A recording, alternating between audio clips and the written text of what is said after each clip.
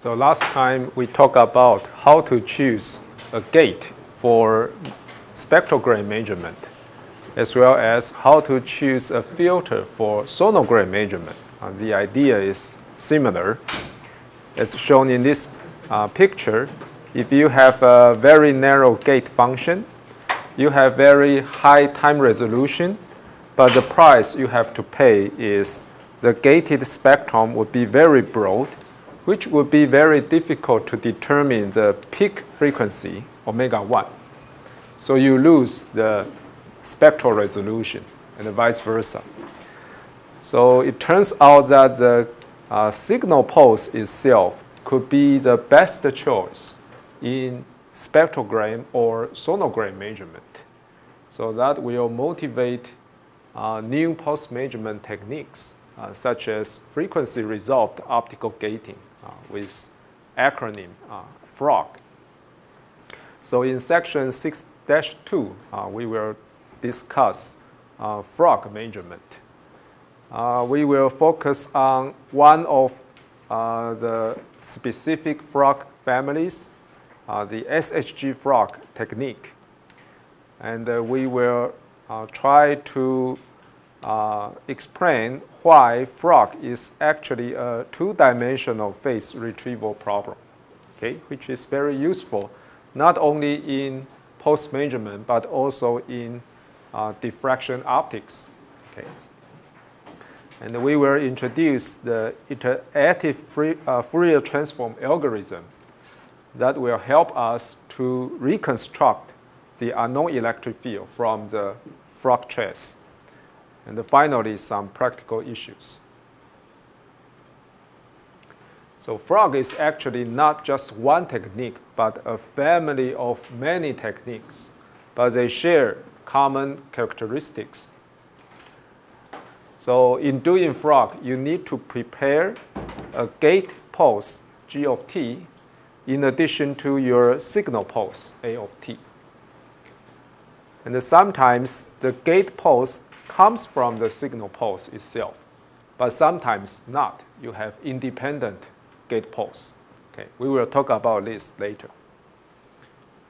Then you need a delay scanning mechanism such that after recombination you have pulse pair, okay, gate and the signal partially overlap with each other. And you can mix the pulse pair inside some material for nonlinear interaction, such as second harmonic generation, third harmonic generation, polarization, gating, self-diffraction, and etc. Okay? But in any case, you expect to get some gated signal, A sub sig, which is the product between signal pulse, A of t, and the gate pulse, G of t minus tau. Okay. Then you need a spectrometer to measure the power spectrum for each delay tau. Okay. So you need to record a series of power spectra, and combining them together, you can get a two-dimensional data trace. Okay. So the horizontal axis is delay tau. Vertical axis is frequency omega. You got a two-dimensional data trace. And we refer to the two-dimensional data trace as FROG trace, I sub FROG. It's a function of two variables, omega and tau. And as we have known, the mathematical representation of FROG trace is absolute square of Fourier transform of gated signal. Okay? Fourier transform means transforming from time domain to frequency domain. But power spectrum measurement only gives you absolute square. Okay? So this is the mathematical representation. So overall, in step 1, we perform spectrogram measurement, where ultra-fast gating is enabled by nonlinear interaction between signal and the gate pulses inside materials. Okay. So the key point is the mixing or nonlinear interaction has to be instantaneous. It has to be much faster than the signal or gate pulse. Okay? And usually this is true. If you use nonlinear optical effect, the response time is indeed much shorter than the pulse duration. Okay? But this is not enough. We need step 2. In step 2, we need to use some interactive algorithm to retrieve the signal pulse A of t. And in particular, we are interested in the complex A of t, not only the intensity, but also the phase. We need to know them both. But this is enabled by the so-called data redundancy. Here I use a relation n squared much larger than 2n to show the data redundancy. But what does that mean? What is big N? Okay. Here is my interpretation. Each of the variables, you have variables omega, tau, and t. You have 3 variables, right? Omega is frequency, right? So it depends on your spectrometer, okay? So maybe we assume you use n points to sample your power spectrum. So function of omega has n data points. Okay. You have another variable delay tau, which is determined by your delay scanning mechanism. So we also assume you sample your delay axis at n points. So each Frog trace, you have n different tau points. Okay. You have also variable t, which is time variable. So the function A of t is assumed to be sampled at n points as well. But remember, A of t is a complex function. It's not a real function, right? So in fact, you have 2n unknowns to represent A of t if you sample A of t at n time instants, right? You have n real parts. You have n imaginary parts. So you have 2n unknowns. Okay? And then mathematically, if you have 2n unknowns, in theory, you only need 2n equations. Then it's possible to get unique solution, right? But here, how many equations do we have? Not just 2n. We have n squared, right? Because if you look at the Frog trace, it's a 2-dimensional data trace. You have n points along delay axis. You have n points along omega axis. So together, it's a grid of n squared data points. So the number of conditions is not just 2n, but n squared. If n is large, usually n squared is much larger than 2n. So that's the meaning of data redundancy. You have more number of data points than required. Okay. And if this is true, it is possible we can converge to the solution by some iterative algorithm. If this is not true, there is no hope. 没有 data redundancy， 我就不可能靠演算法去不断的迭代计算，试图找出一个收敛的解，逼近我真实的解 A of t。But in this case, we have seen data redundancy is usually satisfied in Frog measurement. Okay, so in summary, we need 2 steps to perform Frog measurement. Step 1, spectrogram measurement to get the raw data trace like this. Step 2, we need some algorithm for interactive retrieval to get the unknown electric field, A of t, which is a complex field. Okay? Any question?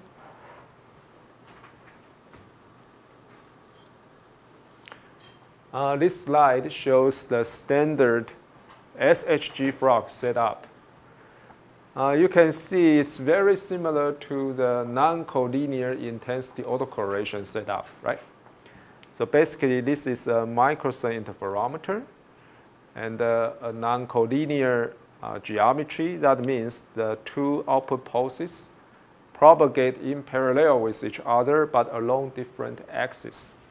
They can be focused into a thin second harmonic generation crystal, and only the central beam is used, okay?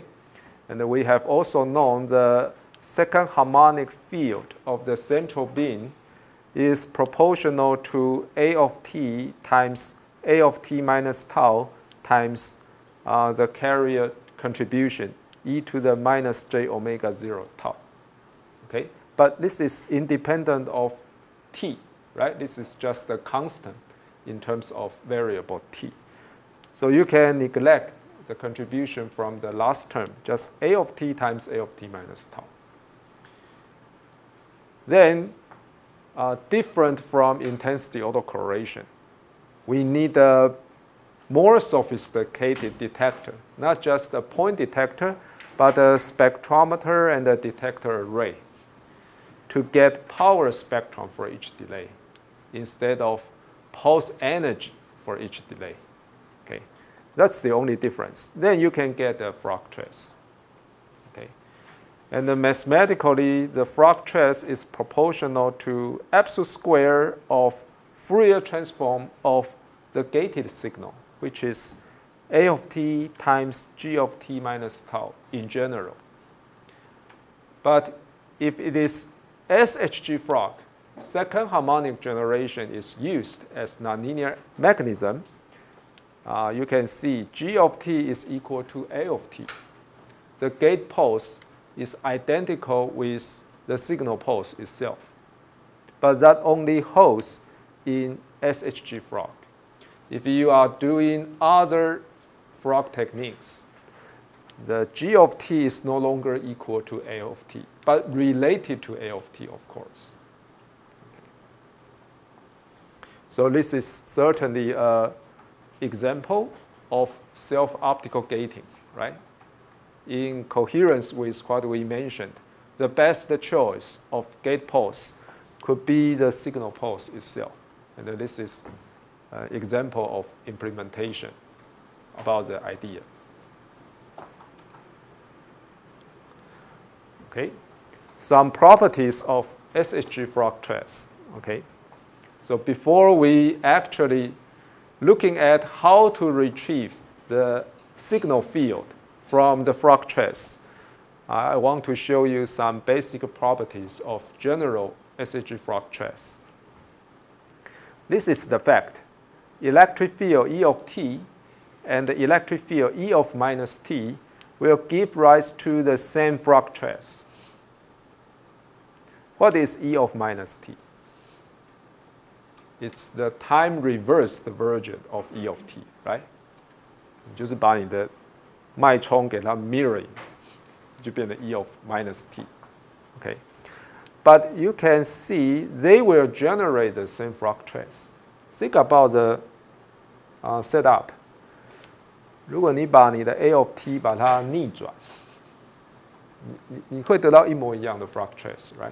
因为你这里一前一后的关系，并没有办法被这个 power spectrum 所分辨出来 ，right? So E of t and E of minus t will give rise to the same, exactly the same Floch trace. So that means there is no way you can tell the time reversed pulses from SHG Floch measurement. If you have the same Floch trace, how could you tell the difference? 你的演算法不可能帮你区分，因为你的 data 一样，怎么算也会得到相同的结果。Okay, so that is the time reversal ambiguity suffered by SHG Floch. Okay, so if you need to tell the time reversal property, you cannot rely on SHG Floch only. That is the issue. If we look at the same problem in frequency domain, what can we have?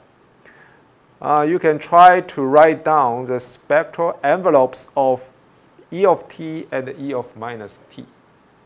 And you can justify if the spectral envelope of E of t is big A of omega, a complex function.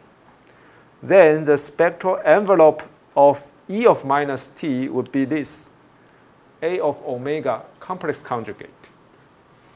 Then, according to the same logic, since they will produce the same Floch trace, that means A of omega and A of omega complex conjugate will generate the same Floch trace, same SHG Floch trace. So what does that mean? You cannot tell the sign of spectral phase from SHG Floch measurement, right? Because you cannot differentiate A and A star. What's the difference between A and A star? They share the common power spectrum, right? Absolute square will be the same, but their phase will have opposite signs.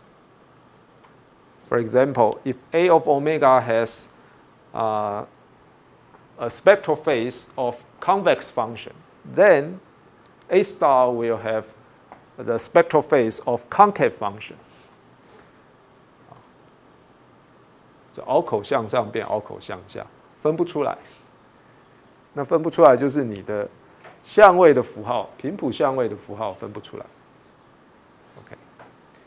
And it could be a serious problem, right? Because we know in what situation you will induce spectral phase of different signs, like normal dispersion or anomalous dispersion, right? If your signal pulse passes through a material, and after SHG Floch measurement, you only know the magnitude of spectral phase. You have no idea about the sign of the spectral phase.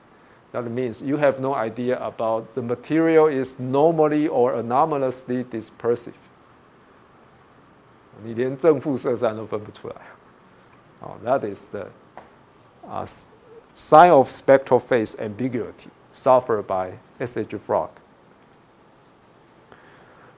Besides, you can also show the Floch trace is an even function with respect to delay variable tau. Okay, if you look at the setup, it's pretty obvious, right? If tau is negative, you just switch the order of the two pulse replicas, right? Then you will generate exactly the same power spectrum. Okay, so it's always an even function with respect to the delay axis, but not necessarily even with respect to omega axis. Okay, I have to emphasize, only even with respect to tau equals 0. So what does this mean? It means the contour of Floch trace does not tilt with chirp. Previously, I have shown you if you have positive chirp or negative chirp, the contour of Floch trace will tilt in one way or the other. The slope will be positive or negative. But that's not the case of SHG Floch. Okay. Let me show you the previous slide.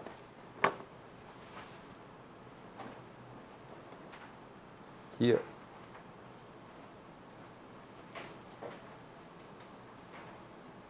Right? Here, the Floch trace will tilt according to the sign of chirp. But what is the assumptions? Here, chirpless gate, up chirp the signal, chirpless gate, down chirp the signal. That means the signal and the gate are different. The gate is always chirpless. Then you can have these characteristics. But in SHG Floch, gate is the same as signal. So when signal is up chirped, your gate is also up chirped, and vice versa. That's why always you will have Floch trace without tilt. Even your signal pulse is up chirped or down chirped. Okay. if you perform SH frog。所以这也是它一个缺点嘛，它分辨不出这个 chirp 的符号。那事实上，所有的事都是一体的。前3点讲的是同一件事。In time domain, it's referred to time reversal ambiguity. In frequency domain, it refers to sign of spectral phase. And it's exactly the same as the third point. Does not tilt, so no way to tell the sign of chirp. So these 3 points are actually the same. Okay. But the last one would be very different. What is big M of omega? We introduced last time the frequency marginal function of your spectrogram, right? Do you still remember how to get this by your spectrogram?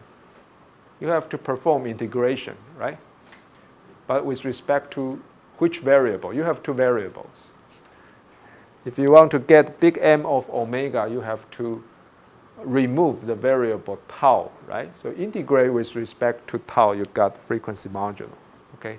And without proof here, you can show that frequency marginal function is always equal to the autoconvolution of some spectrum, big I of omega, which is defined here, A epsilon squared. So it is the power spectrum of your signal pulse, okay?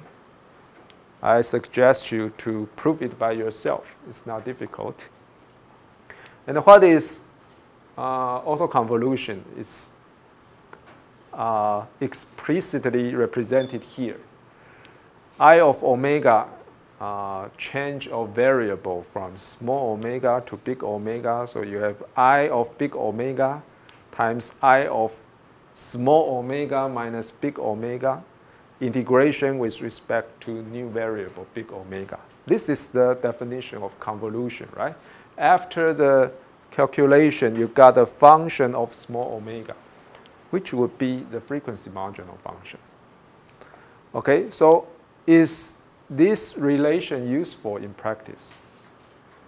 You can prove it mathematically, but what is the importance? It turns out that it can be used as self-consistency check. Okay, what does this mean? Can you get I of omega easily?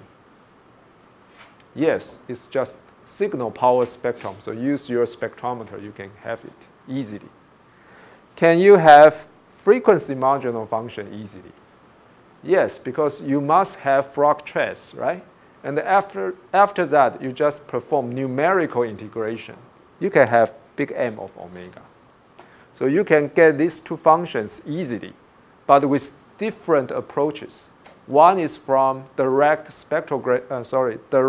power spectrum measurement. The other is from your frog setup. They are 2 independent measurements, right? Then you can compare these 2 functions. One is the marginal function obtained by integration of your frog trace. The other is autoconvolution of your power spectrum. If they are consistent with each other, what does that mean? It means your measurement is supposed accurate. No big problem. Okay? Your frog trace is reliable. Then you can go on for interactive data reversion, trying to get a signal field. But if they are strongly inconsistent, don't go to the interactive retrieval. Go back to check your setup to see if something is wrong, because now it's a clear evidence your frog trace is not reliable. So that is the meaning of self-consistency check. In practice, it's very useful characteristics, right? 有了这一个，就是在你是丢进去做迭代演算前，你就有机会检视一下你的 data 有没有问题。这有一个自我检查的机制啊，很多量测技术就没有这个机制。你得到这个 data 之后，你只能相信它，但你可能已经错了，你后面再算都是错的。Okay, so this is one of the advantages of frog.